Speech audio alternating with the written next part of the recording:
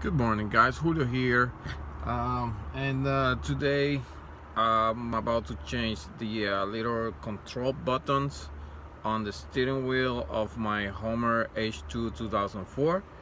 I already changed one. Let me see. There you go. There you go. I already changed one just to see how hard it is. Exactly what on the new ones. Turn it around, you're gonna see this little thing here. On my case, I just put this one between the rubber part and the push button, so when I get to this point I just twist it and it gets right there, and I just pull it come off real quick. Ooh. And it's right off. Now it's on the funny part. Let's see how can I do this. You have a little push thing.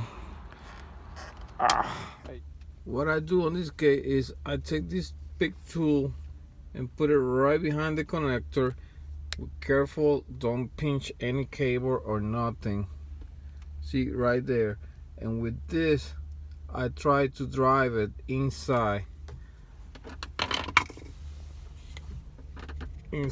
of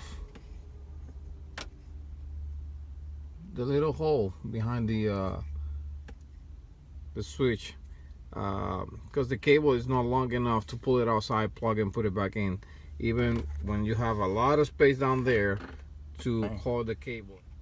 If you guys have a better way to get this thing done, please comment below, get it done. So when I plug it in, before I push the button in, I start the truck just to make sure